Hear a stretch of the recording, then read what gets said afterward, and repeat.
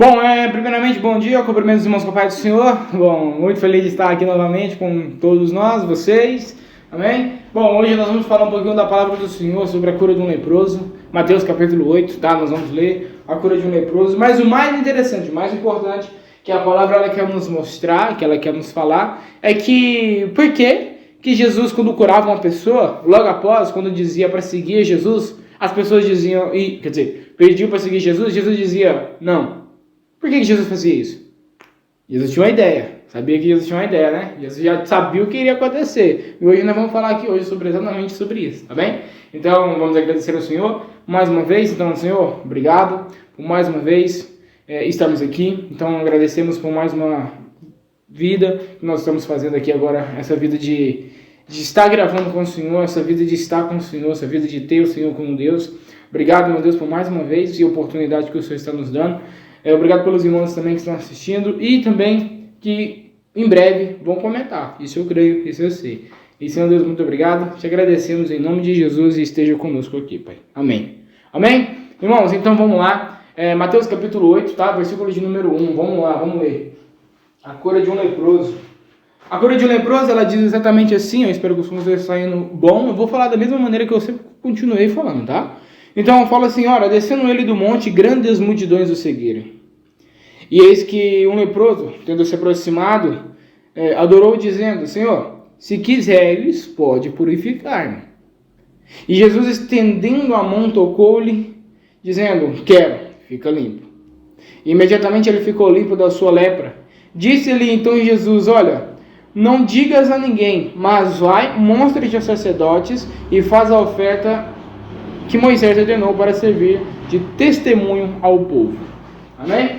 Então, olha, aqui praticamente já responde aquele assunto que aquela pergunta, aquele algo que nós já falamos no começo, que é sobre Jesus, né? Por que Jesus ele dizia não, né, para as pessoas que seguiam ele. Aqui a gente observa que o leproso ele não pediu para seguir Jesus, né? Ele não falou, Senhor, deixa eu seguir, não disse. Mas observa que mesmo sem ele ter pedido, para seguir a Jesus, Jesus já disse, olha, vai lá primeiro e faz o que você tem que fazer lá primeiramente com os sacerdotes, tá? Faz lá primeiro. Por quê? Ele não está falando, vem, siga-me. Porque Jesus, quando ele veio à terra, e ou como ele ainda está presente, Jesus ele não veio se rebelar contra ninguém. O que muitas pessoas acham é que Jesus, quando ele veio e ainda como está hoje, acha que Jesus ele está colocando tudo que ele está fazendo é para fazer uma rebelião, como se fosse, né?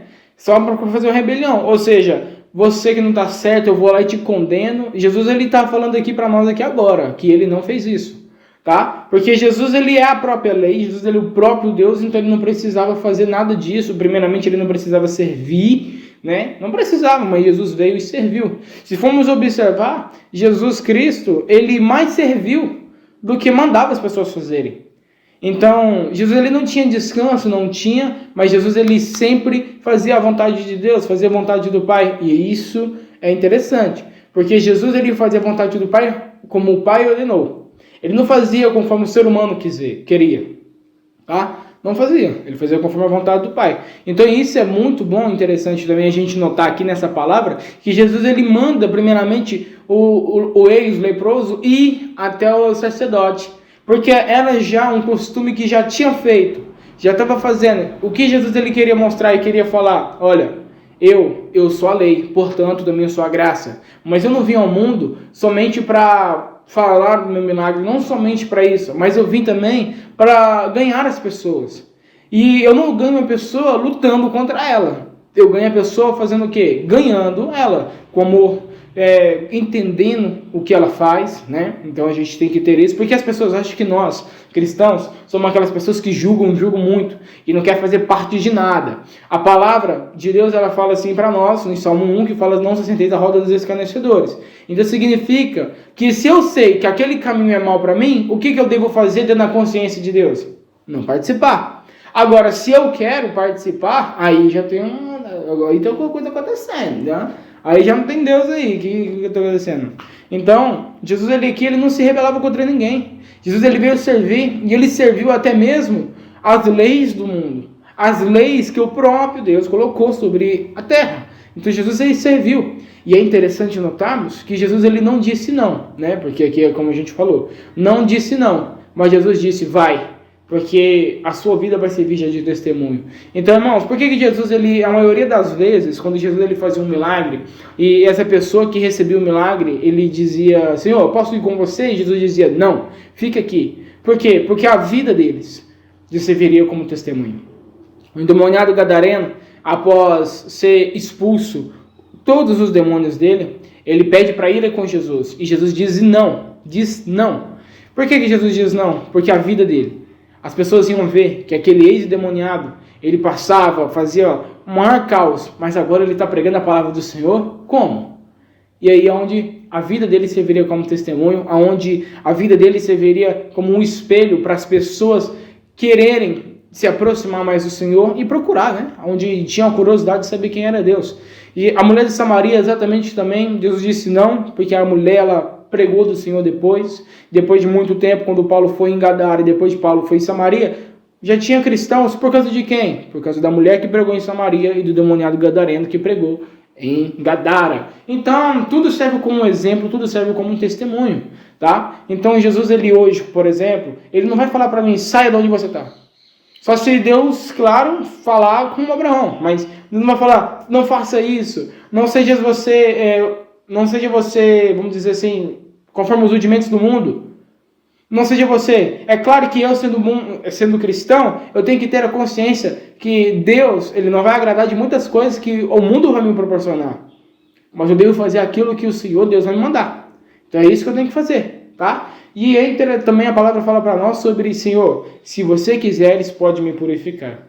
Entenda que Mateus, capítulo 6:10, se eu não estou me enganado, 6:10, né? 6:10, que fala sobre a oração dominical. A oração que todos nós conhecemos, Pai nosso que estás no céu. Jesus, ele diz no versículo 10, se eu não estou me enganado, que fala para nós sobre, Senhor, faça a sua vontade, assim na terra como no céu. Não é a minha vontade, não é a sua vontade, é a vontade do Pai. A vontade dele, a vontade da maneira que ele quiser fazer, da maneira que ele quer fazer. Se o Senhor quiser fazer da maneira do jeito dele, ele faz do jeito dele. Entenda que o melhor para nós é a escolha dele. Às vezes nós queremos muito alguma coisa, né? Nós pedimos, oramos a Deus, mas a oração nossa é mais de petição do que de agradecimento. Então nós oramos mais pedindo do que agradecendo. E por nós orarmos mais pedindo, às vezes a gente para pensar e fala assim, será que Deus está ouvindo a minha oração? Em Salmos 40, versículo 1, fala que sim, o Senhor ouve a nossa oração. Só que eu esperei com paciência no Senhor e ele se inclinou ao meu clamor. Tem que esperar com paciência no Senhor. Mas muitas pessoas acham que orar ao Senhor e esperar com paciência, depois de ter esperado já um tempo, Deus vai dar tudo aquilo que a pessoa pediu. Mas se não for do agrado do Senhor, Deus não dá. Devemos aprender a ouvir e a receber o que o Senhor nos quer dar. Aquilo não é nem tudo que eu quero, eu preciso. Eu preciso daquilo somente que o Senhor está me dando. Às vezes a gente olha e fala assim, mas é pouco, Senhor. Mas Deus ali sempre tem uma fala comigo que é o pouco, comigo não, né, com a minha família. O pouco com Deus é muito. Então, o pouco com Deus é muito onde você acha que é pouco, mas para Deus já é o suficiente. Então vamos entender essa palavra. E o Senhor mesmo diz, quero. E imediatamente o homem foi curado. Aí é interessante também a gente notarmos. Jesus ele curou o homem imediatamente. Às vezes a gente pede para Deus, a cura da gente não vem imediatamente, né? Mas observa que a cura veio só imediatamente por causa de quê? De uma palavrinha. Adivinha? Fé. Esse homem, a partir do momento que ele disse assim, Senhor, se o Senhor quiser, pode me purificar. No momento que ele falou isso, a fé dele já estava boa, vamos dizer assim. A fé dele já estava num ponto que ele poderia, Senhor, se o Senhor quiser me curar, Pai, eu sei que o Senhor pode. E se o Senhor dizer, sim, eu quero, eu já estou curado. Então foi a fé dele que curou ele. Tá? O que Deus ele ensina para nós também é que não adianta nós fazermos tudo, mas não temos fé. Tenha fé em Cristo Jesus, tenha fé no nosso Salvador. Amém? Mas principalmente, olha essa palavra conforme foi dita aqui. As multidões, no versículo 1, né? No versículo 1 de capítulo 8, fala que as multidões o seguiram. Jesus, se formos observar, Jesus ele é como se fosse hoje uma igreja pouquinha igreja que tem hoje no mundo. As minorias, as igrejas menores, a minoria das igrejas, que é onde uma igreja só de passagem, Sabe o que é a igreja de passagem? É onde um irmão vai, um outro irmão vai, se sente bem, se sente muito bem, mas logo após não está mais na igreja, sai, vai para outra igreja. O que é isso? É uma igreja de passagem. Jesus ele foi como se fosse de passagem, entre aspas. Por quê? Porque Jesus ele falava para as pessoas, não precisa, Jesus ele dizia para as pessoas, não precisa me seguir, fica onde está, foi de passagem, porque você recebeu a cura, você recebeu o milagre, agora você não só receberá, mas frutifica esse milagre também, então fica aqui.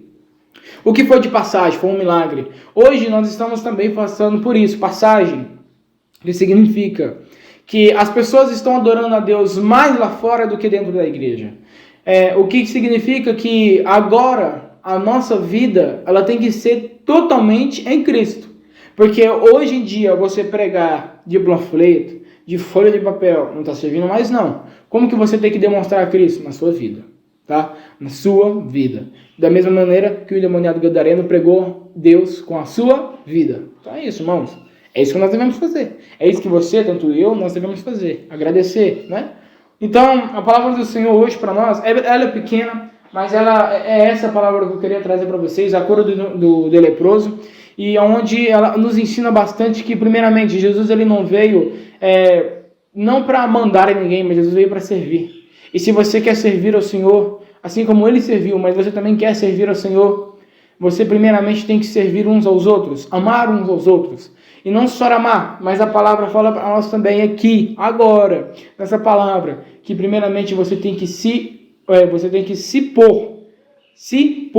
colocar na presença do Senhor e obedecer. Fazer conforme o Senhor, tudo que o Senhor quer mandar. Amém? Então, irmãos, eu agradeço a oportunidade, espero que vocês tenham entendido a palavra.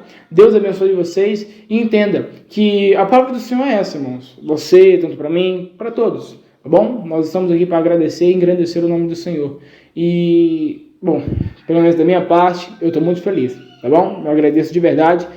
E fiquem na paz do Senhor. Até o próximo vídeo, viu, irmãos? Fiquem com Deus. Amém.